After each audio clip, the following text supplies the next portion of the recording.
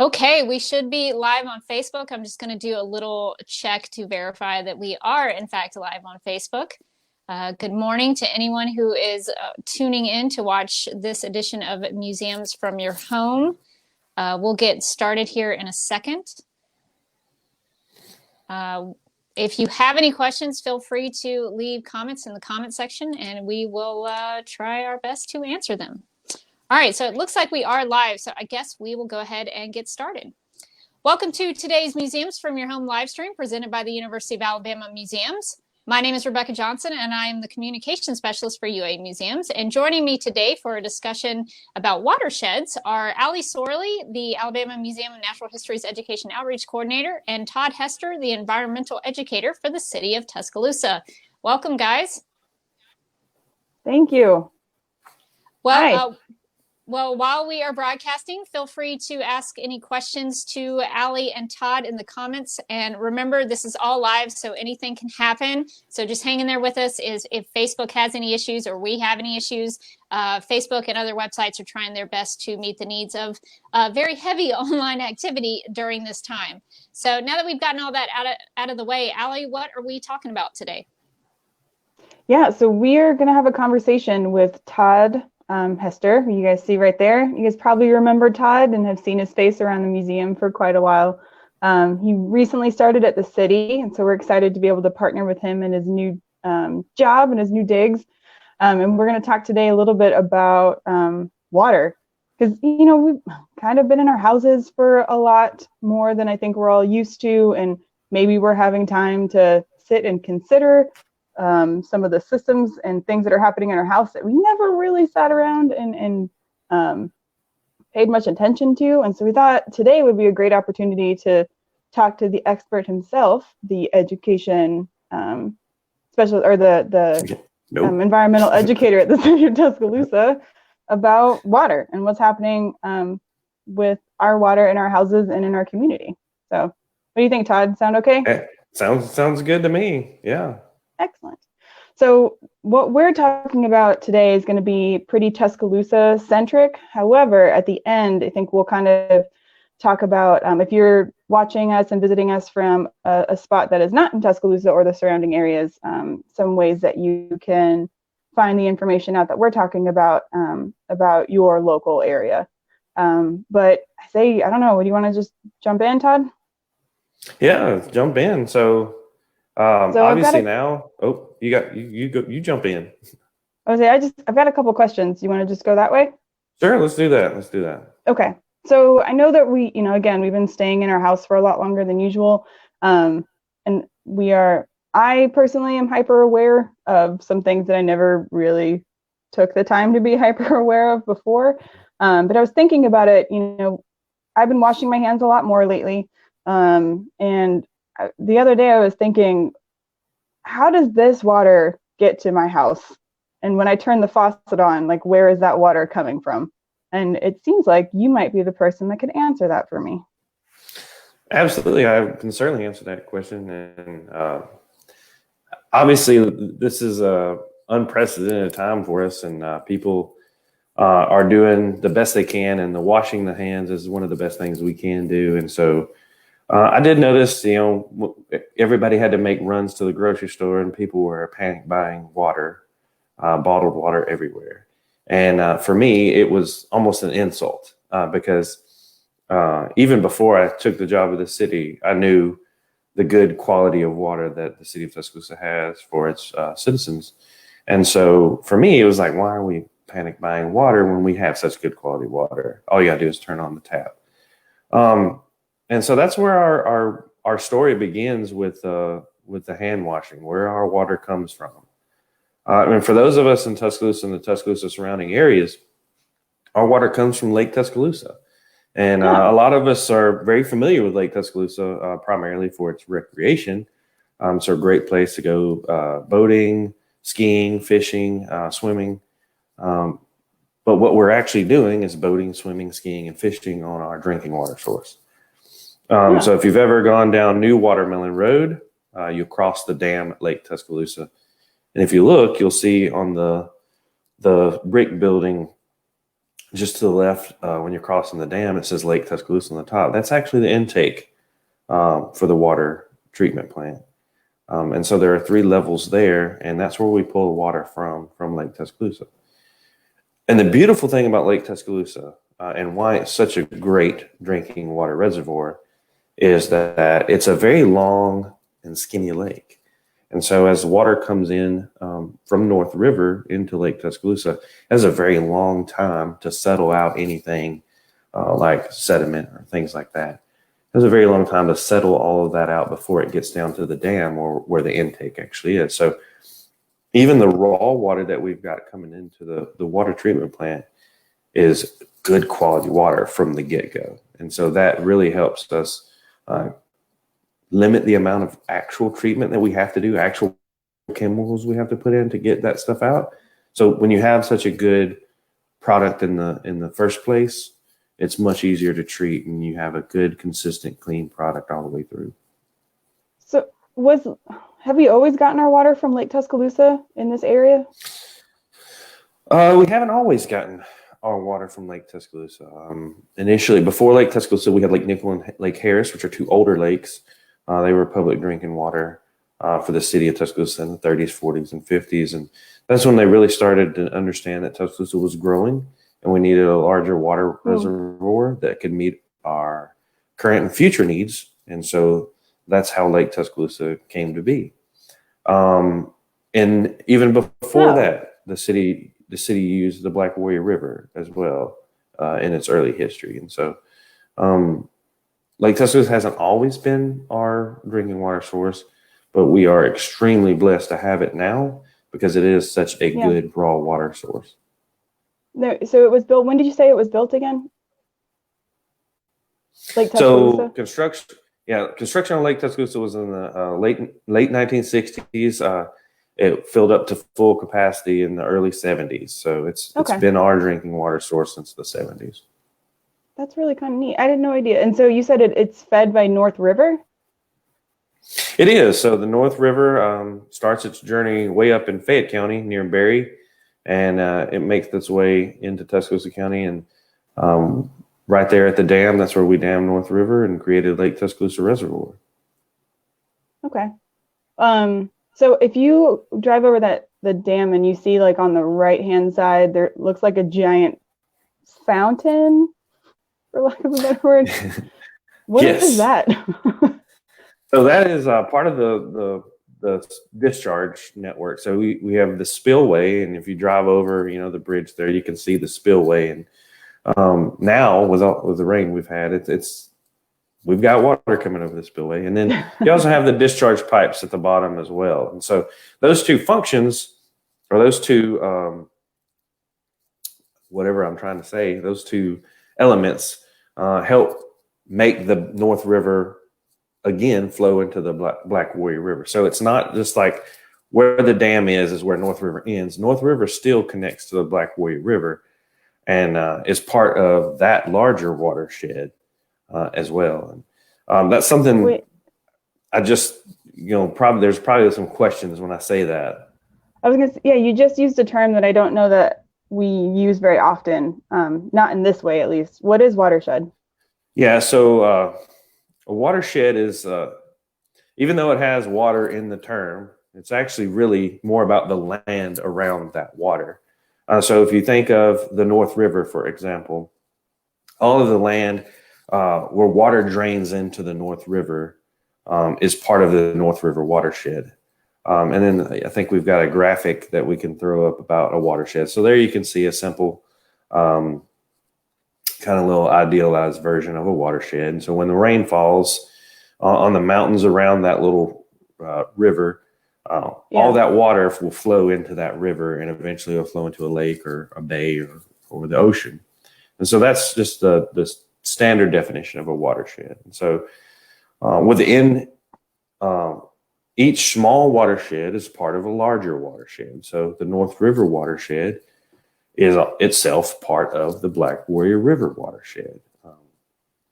And I think we have a map of the North River watershed, so we can throw that up there and people can kind of see what the North River watershed, kind of hard to see, but if you squint your eyes really, really hard, you can see that it starts up in Fayette County and makes its way into Tuscaloosa County.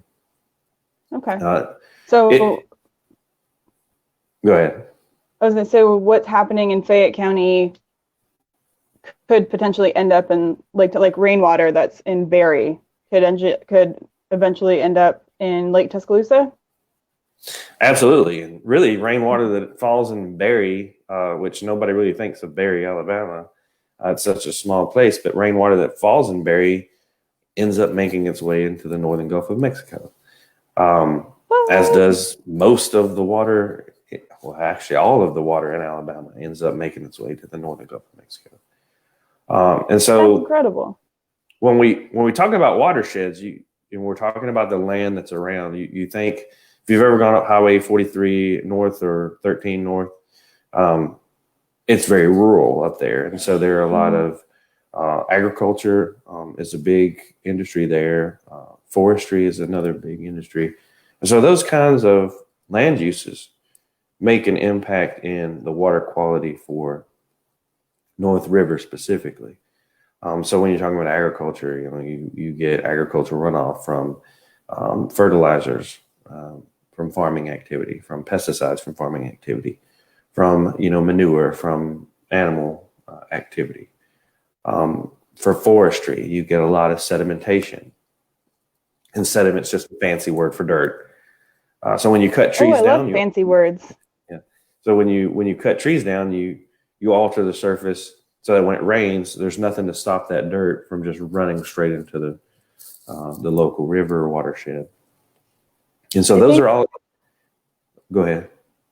No, go ahead. I'm sorry. I was saying those are all impacts that will affect the quality of water coming into a watershed.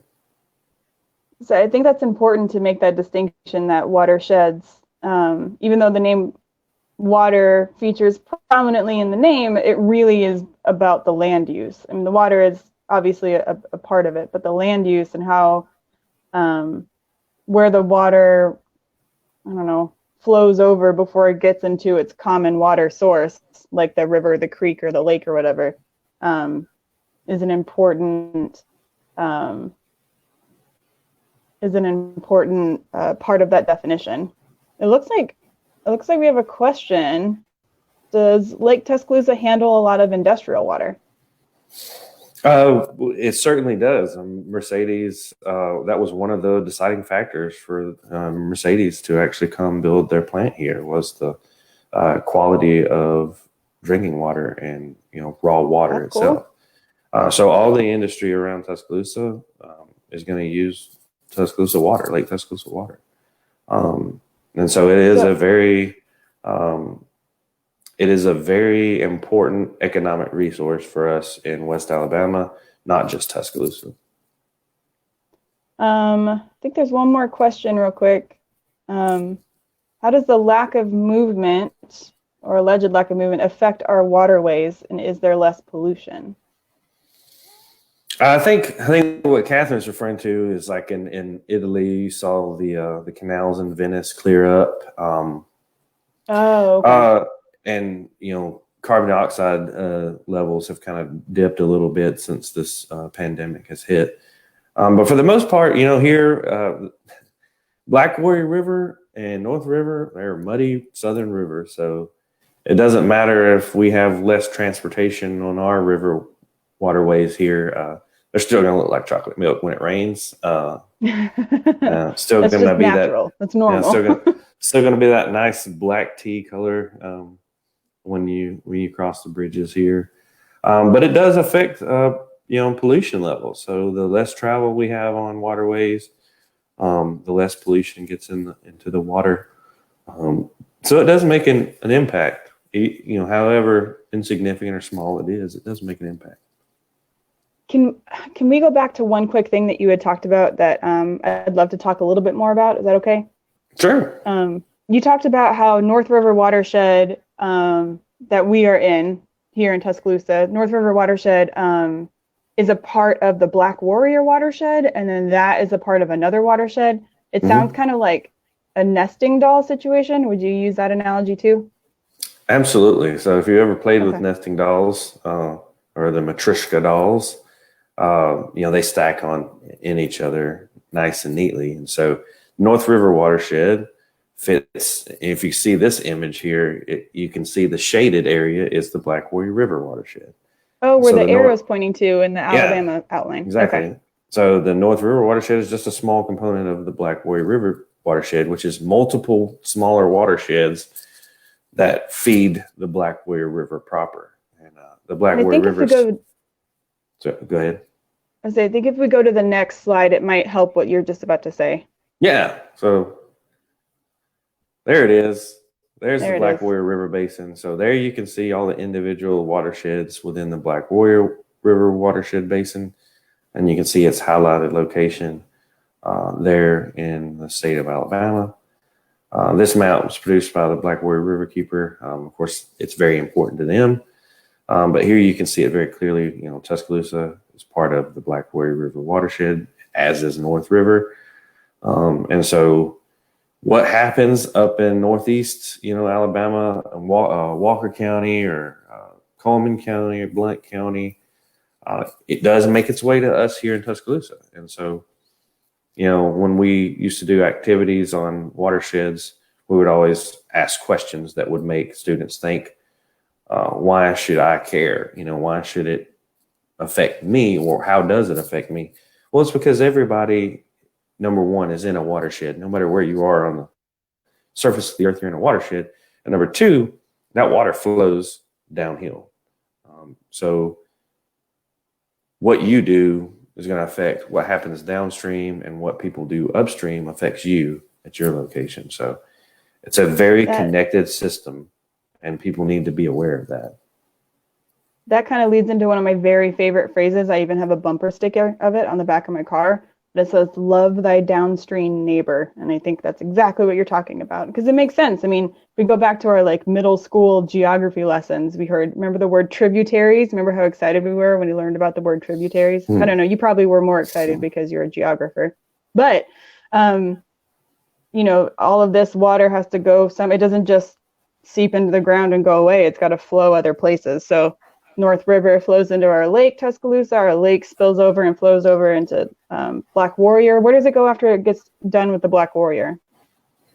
Yeah, so once the water flows past the dam and it joins the Black Warrior River, the Black Warrior River makes its way slowly south, meanders down to Moundville and Demopolis. And there in Demopolis, it joins with the Tombigbee River, which comes out of Mississippi into Alabama.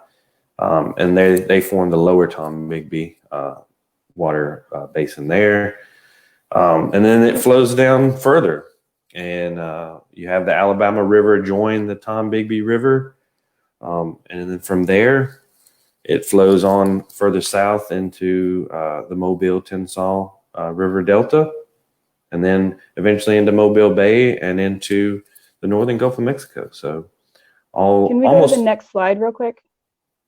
It'll show what he's talking about. Yeah, and so here's a slide of all the different river basins or watersheds in Alabama, and there you can see the Black Warrior and the Tombigbee. Hey, we're the green one. As I wore green today for that very reason. That's good. Good, thank you. But there you can see where the Black Warrior and the Tombigbee meet, and it flows further south until you get into the Mobile River and the Mobile-Tensas River Delta. And if we go to the next slide, you can see the Mobile Bay drainage basin. It is a huge drainage basin. And so, over outside of Alabama. Yeah. So even all the way, if you can barely see it, but even up in the very tip top corner there, it gets into Tennessee. So it actually hits Tennessee, Georgia, Alabama, and Mississippi. So it is a very large drainage basin. And so over 80% of our water that flows through the state of Alabama, it goes through the Mobile Bay drainage basin into Mobile Bay and into the northern Gulf of Mexico. So it's a very big watershed. And so even the things that are happening in Atlanta, even though Atlanta, in this map, it's just outside of the Mobile Bay drainage basin. It's actually in the Chattahoochee Basin, which is a little different. But they still get their drinking water from the Coosa Tallapoosa River. There are dams up there and lakes Lake Allatoona and Lake Carter, they get their water from parts of our, Mobile Bay drainage basin. So even them just taking that water and using it for the consumption of, water in Atlanta, well, when they flush their toilets, that water doesn't go back into those watersheds. It goes into the Chattahoochee watershed. So, fresh water that's coming out of those watersheds that should be going back in are not. And that's called an Inter-Basin Transfer. It's caused a lot of conflict between Alabama, Georgia, and Florida about water usage, and especially during drought conditions. The fight kind of flares up, and Alabama, Georgia, and Florida kind of go head to head. It's been to court several times. It's been all the way to the Supreme Court of the United States. And so it's, water, we think of water in the Southeast as being super abundant, and we don't even think about it. We don't think about the issues that they have out west or in other places in the world. But even here in a water-rich region and water-rich state, we do have issues with it. And that's something that everybody needs to be aware of, that, water is a resource. It's a very valuable commodity. And when you don't have it, it causes conflict.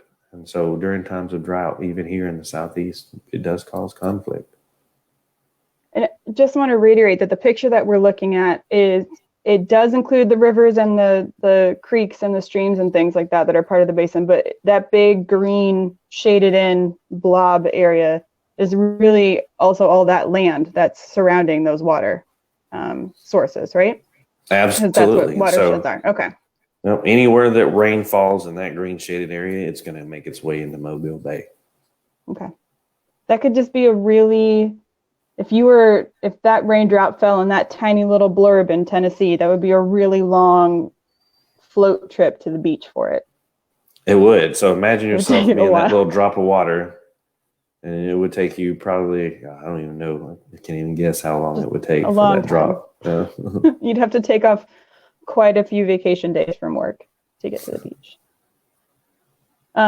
Okay, so I'm glad that you brought up that Inter-Basin Transfer thing, because it's not the same for us here. So when I turn on my water, I know that it's coming from Lake Tuscaloosa. How does that whole process happen, first off? How does that water get from the lake to my tap or my house? Yeah, so I mentioned the intake structure on the Lake Tuscaloosa earlier. So there we have 3 intakes at various levels of the lake. So you have an intake at the top, you have an intake at the middle, and an intake at the bottom. And we'll draw water from Lake Tuscaloosa from those 3 intakes, depending on the lake conditions. And then from there, it goes to one of our 2 water treatment plants. We have the Ed Love plant, which is just off the university campus. And then we have the Jerry Plott plant, which is right there next to Lake Tuscaloosa. And once it enters the plant, we mix a few chemicals to help that suspended sediment, the dirt, kind of clump together.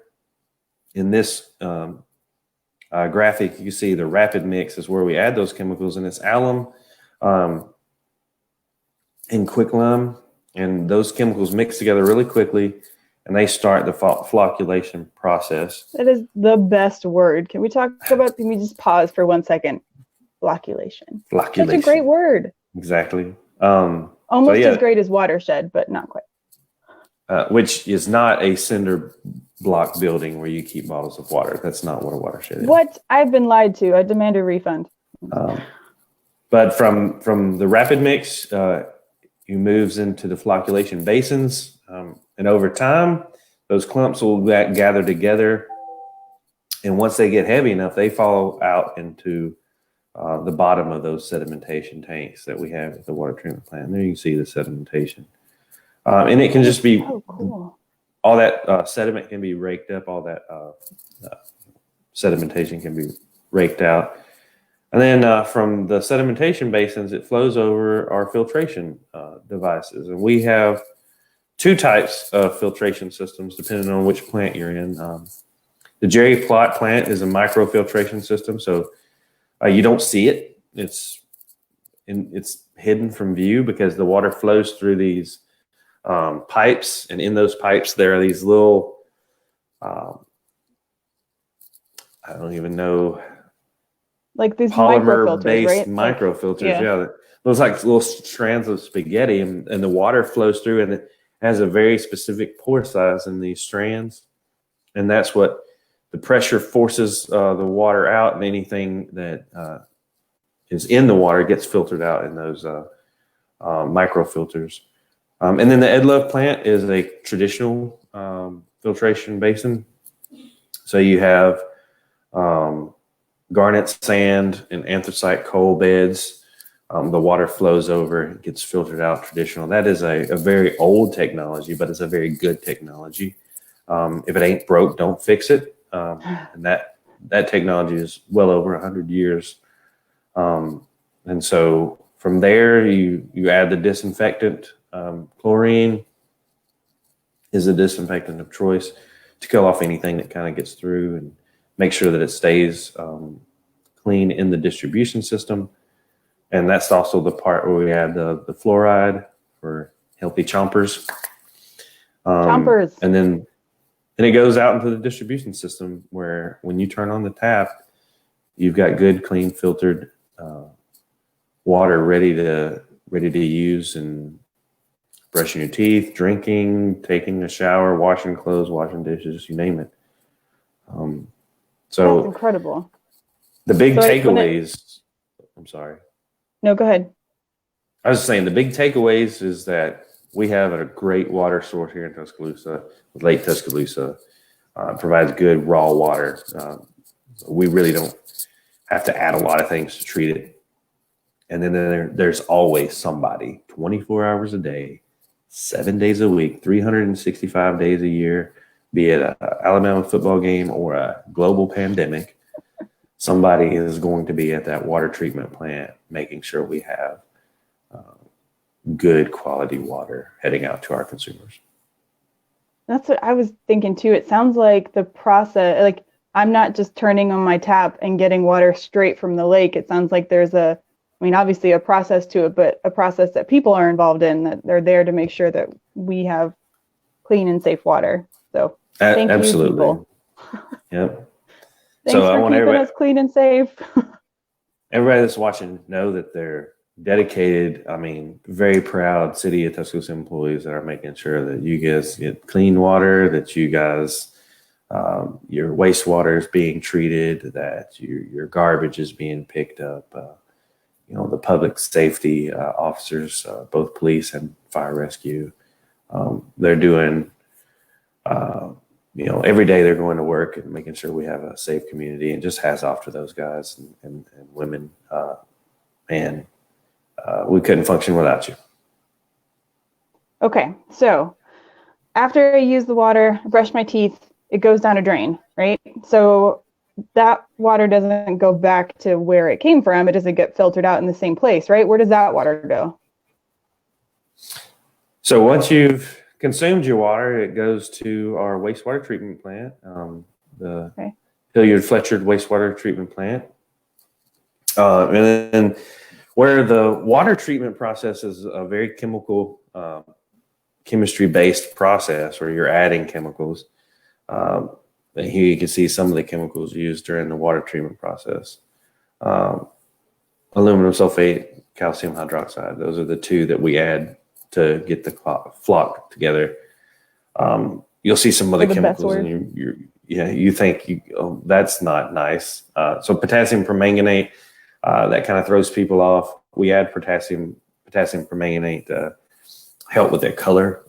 Certain times of the year, you might have a brownish tinge coming out of your tap, and that's just a seasonal flip of the lake.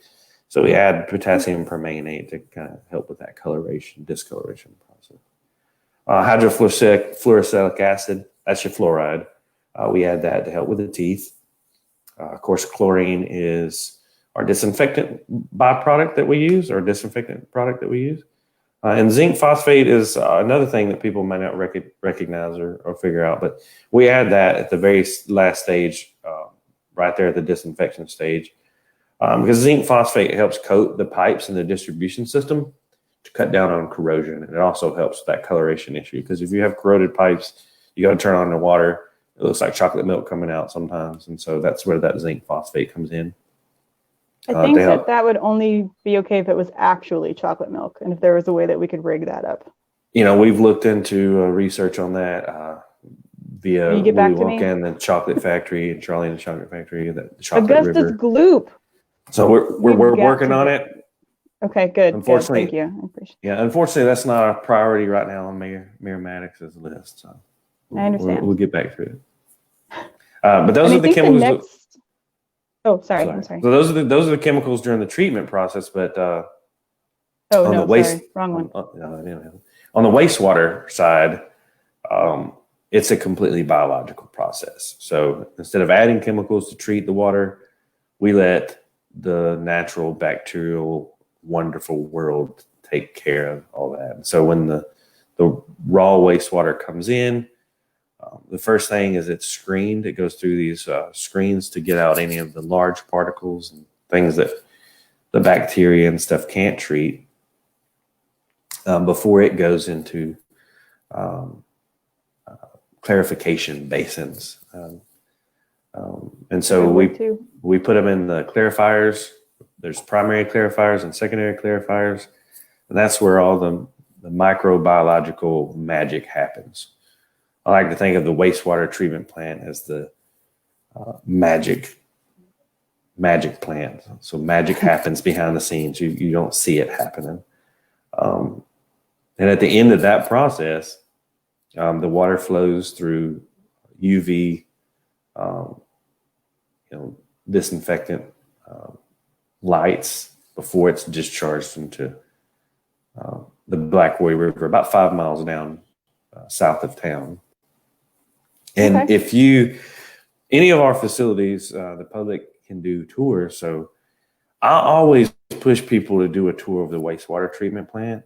It is really cool.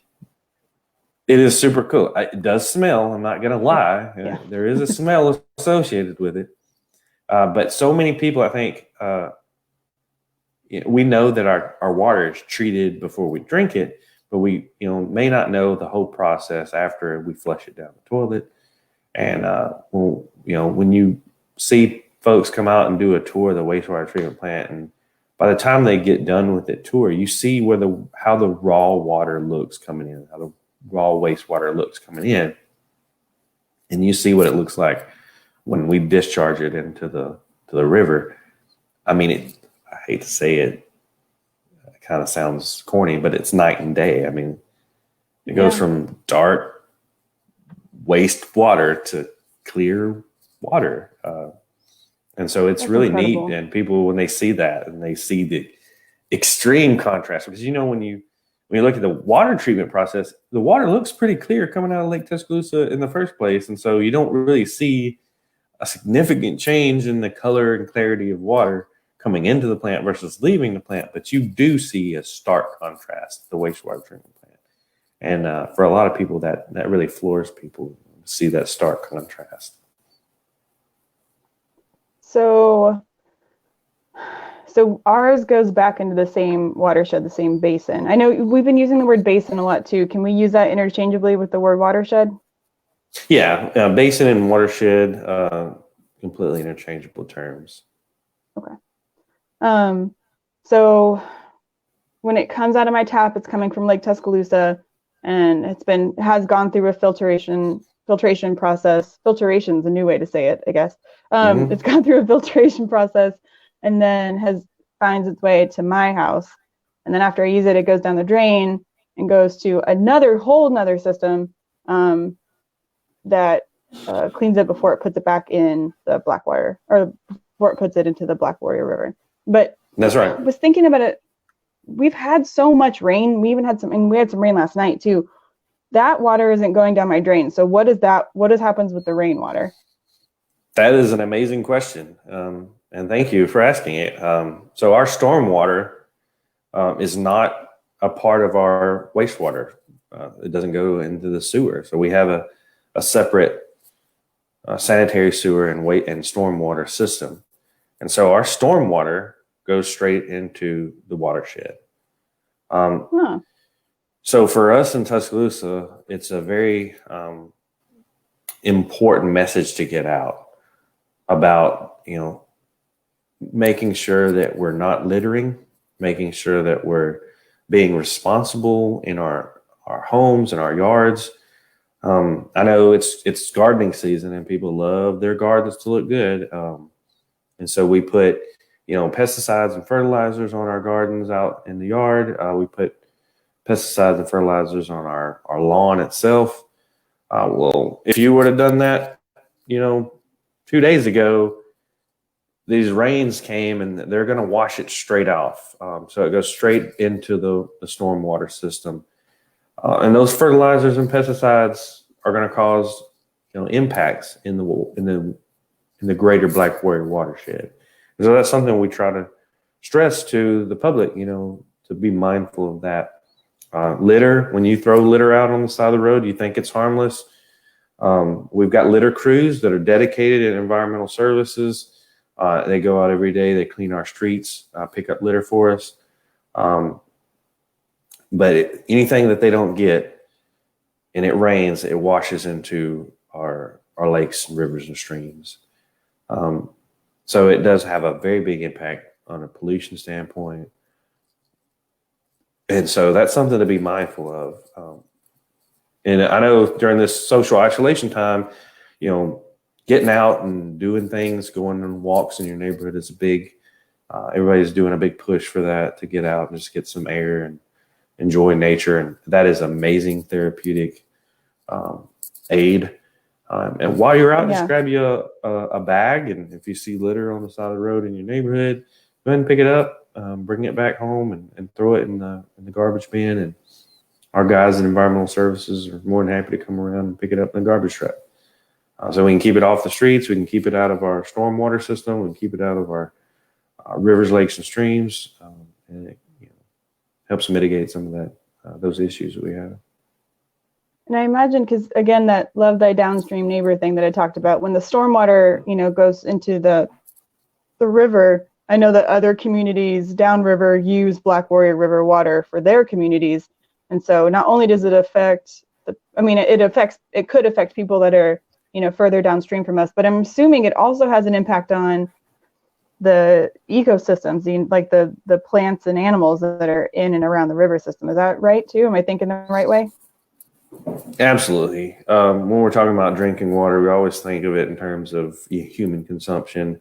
When we think of wastewater, we're always thinking about human activity and how it affects us, how it affects the ecosystem, how it affects the environment.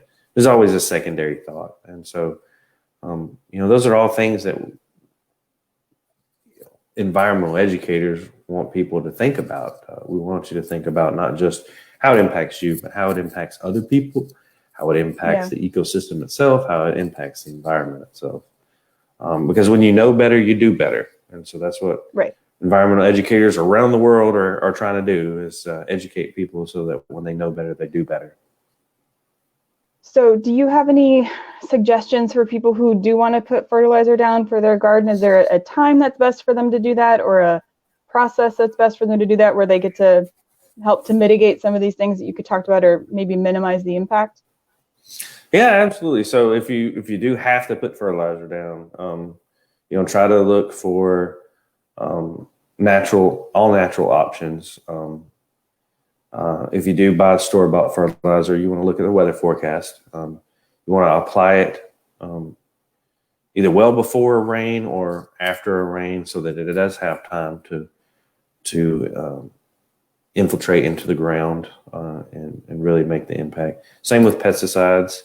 Try to find a natural-based pesticide if you can. Really read the labels before you apply anything. And that should be a good bit of advice for anything, especially any chemical. Follow the directions. You want to read, follow the directions. We have a problem. Anyway, we have a problem with following directions in the South in general. But the reading. Follow the directions. Also, the same rules apply as how you apply it. Watch the weather forecast. you don't want to apply it right before it's going to have a really big rainstorm. So those are all common sense things that we can follow to help with those processes. Do you see that question? So I see a from question. Megan? I Okay. do. Hello, Megan. Should you be washing your paintbrushes in the sink as opposed to the hose? You know, I tend to wash my paintbrushes in the sink unless it is either a lead-based paint or maybe an oil-based paint. You want to use some kind of solvent for that. And then you have to dispose of that properly. You can't put that down the drain. But if it's standard latex paint, there's no harm in rinsing your paintbrushes in the sink. It's going to make its way to the wastewater treatment plant and Be dealt with. I mean, it's not really going to be dealt with because it's not going to be eaten by the microorganisms. That's true. But it does make its way into the watershed no matter which way we do it. The City of Tuscaloosa does a household hazardous waste disposal program every June. Hopefully, we'll be able to do that this year, June 6th. So if you do have some pesticides or fertilizers laying around or some antifreeze or something like that you have laying around your house, you can bring it across the street from Environmental Services on June 6th, and we can help dispose of that for you. I didn't know that was an option. That's kind of neat. Actually, and that might lead into, how did you know that might lead into my next question? So good. So good. So if people are looking for information on things like that, where can they find it for us, for Tuscaloosa? Yeah, for City of Tuscaloosa, of course, our website, www.tuscaloosa.com. You can get a wealth of information there. I know we're actually actively redesigning our website, so that'll change. What you see today may be different down the road. Mm-hmm. If you have a problem with that, some people just don't want to go the technology route. You want to talk to somebody. We have the wonderful, amazing 311 service here in Tuscaloosa. So if you're calling within city limits, you just hit 311. If not, I think it's 248-5311 if you're not in the city limits. You call us 311 and you can ask them anything. They'll direct you where you need to go. That's really great. That's cool. Those two sites, Tuscaloosa.com and 311 are the two go-to places for any information you have for the City of Tuscaloosa. So a lot of our conversation that we've had today about watersheds and water systems in our houses were very Tuscaloosa centric. Let's just say someone was visiting or watching this stream or YouTube channel recording later, where, if they were outside of Tuscaloosa and the surrounding areas, where could they go to find information about where their drinking water comes from, what their processes are like, where it goes when it goes down the drain, and their stormwater? Yeah, so first off, say if you're in Huntsville watching, you can go to your city's website and find your public service section, and you can give them a call, and they're going to have all that information for you. So your city government is one of the primary resources you can have for where your water comes from and any questions you have about that. Same with wastewater. As far as what watershed you're in, some good resources are our good friends. When I was at the museum, our good friends, the Alabama Geologic Survey, they have a wealth of resources on watershed and watershed issues in our state. Of course, the U.S. Geological Survey, when you're talking about all over the United States, they have those resources. And then for us here in Tuscaloosa and the University of Alabama, we've got the Noaa National Water Center on campus. And they do. That's right. Yeah. So they do great job with, flood forecasting and flood modeling.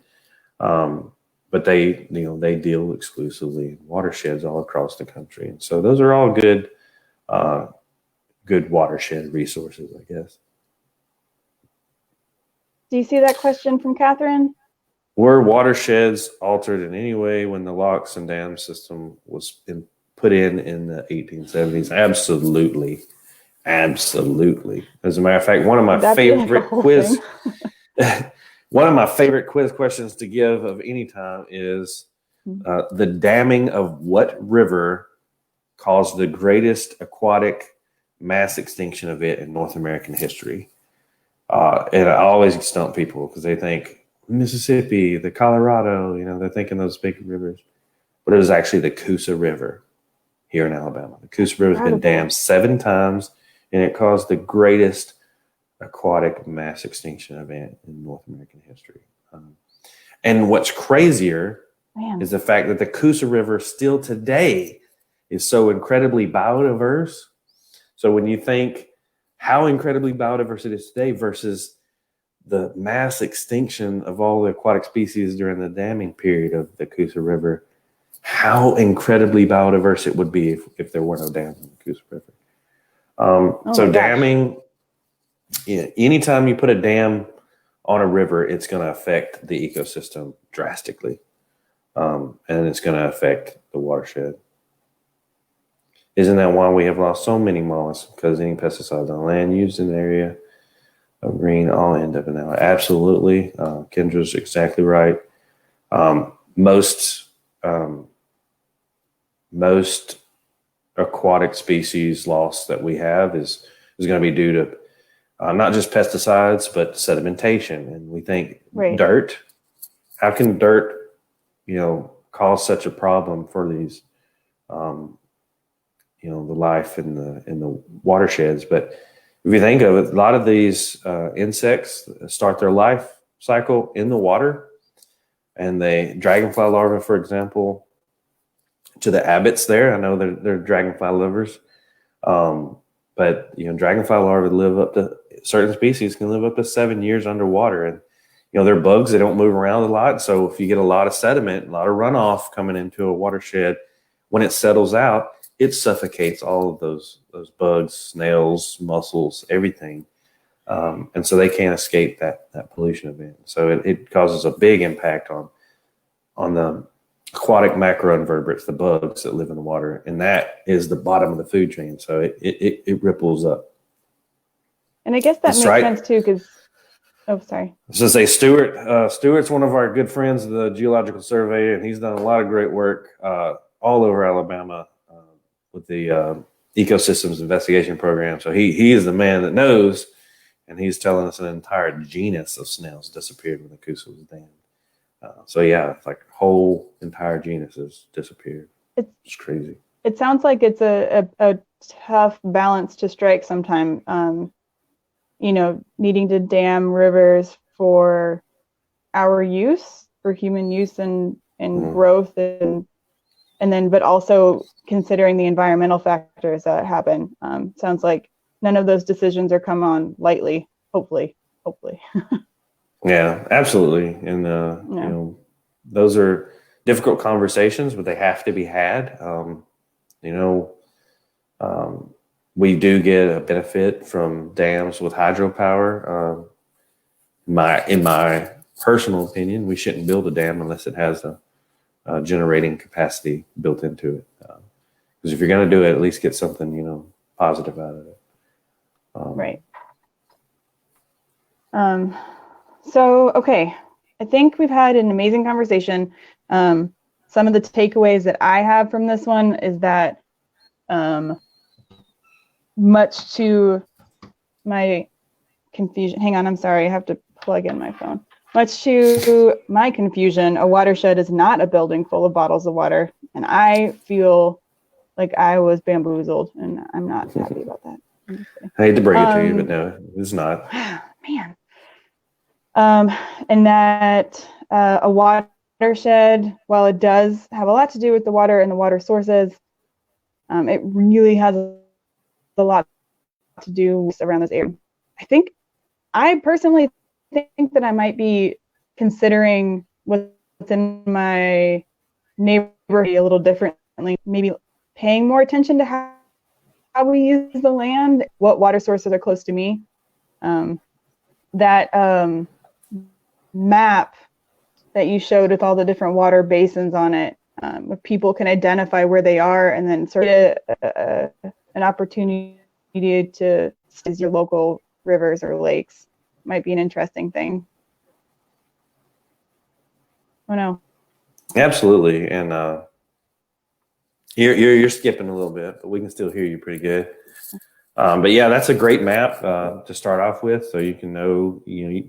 Most people in Alabama, because of severe weather events, and James fans incredibly vast knowledge of geography of Alabama, they can pretty much pinpoint where they are on the map, and so you can figure out kind of which watershed you're in there. But yeah. Is there anything else that we should take away? There. So the big things that I want folks to take away, number one, we have an incredible water source in Lake Tuscaloosa. We've got dedicated civil servants, the City of Tuscaloosa employees that are there 24 hours a day, 7 days a week, 365 days a year, making sure we have good, clean water every day, day in and day out. There's going to be somebody at the wastewater treatment plant, again, 24 hours a day, 7 days a week, 365 days a year, making sure that our wastewater is treated before it ends up back in the Black Warrior River. So have confidence in that, especially during this time. You're going to have good, clean water to wash your hands with. We want to stress that to our citizenry. And then, just common sense when we're dealing with pesticides or fertilizers around our house. Be mindful that when it rains, anything in our yard is going to end up in the stormwater system, and that's something that we may not have to deal with, but our downstream neighbors are, and they will have to treat that water eventually. So those are all things I really want to talk about. Is the confidence in our water quality, what a watershed is. Everybody is in a watershed, no matter where you are in the world, and just have confidence in the fact that we're going to give you good, clean water every day, day in and day out. All right, Allie, are you still there? Yeah, I'm she gonna can still hear us or not. I think her video might have frozen up. All right, I'll be right back. If you can hear me, I will be right back. All right, well, Allie, if you're able to join us for the last couple of minutes, yeah, maybe she can hop back in here. Well, thank you, Todd. I definitely did not know a lot of this information. I was very ignorant about where the water comes in and where it goes. So this has been very educational for me. So I really appreciate you guiding us through that. Let's see if we have any other questions. So Lindsay wants to know if Moundville was a part of the Black Warrior River watershed. Absolutely, Moundville is a part of the Black Warrior River watershed. And Lindsay is the person that would know why we call it the Black Warrior River and why we call it Tuscaloosa. Chief Tuscaloosa was one of the legendary native chiefs of the Mississippian people that was located there at Moundville. And so we honor him and we honor the Moundville people with calling Tuscaloosa Tuscaloosa and calling it the Black Warrior River. I'm back. Oh well, sorry. I'm glad to see you again. Glad you're back. That face was a terrible face to be frozen on too. It always works that way for me. I tried. I knew you wouldn't want it to be frozen there, so I tried to take you out. Thank you very much. But thanks for looking out. it was fine. That's what happens on these things sometimes. Sometimes we freeze up a little bit. Well, are there any other things that you guys want to leave the audience with before we wrap it up? Allie, do you have any final thoughts? I think just to keep checking out the live streams, check out all of the great stuff that Todd is doing and the City of Tuscaloosa are doing. Thank you so much for being here. And I think it's time for a high five, Todd. Do you want to try the high five? Let's see. Yeah, we do. There we go. Ready, set, go. Yeah. There we go. Yeah. There we go. Virtual high fives. Even if we can't be together with each other, I'm glad we can still high five. All right. Yes, absolutely. Well, I think that's going to do it for this Museums from Your Home live stream. We'll be doing this every weekday, Monday through Friday at 10 a.m. And each day will feature a different aspect of UA museums. Tomorrow, we'll actually be coming back to the Alabama Museum of Natural History's Facebook page. So definitely come back and hang out with us. And if you are enjoying Museums from Your Home and would like to support what we're doing here, you can consider becoming a member of UA Museums. And I've got a fancy little graphic here that might help with that. You can donate to give.ua.edu/museums if you are enjoying what we're doing here. Well, also, I should probably mention that if you want to see more of what we're doing, you can check out a full live stream schedule and links to our Color Our Collections coloring book and Discovering Alabama's online educational resources, including their free episodes and teacher guides. You can find all of that at museums.ua.edu/museumsfromyourhome. And just thank you, everybody, for visiting UA Museums from your home. Have a great day. Thank you.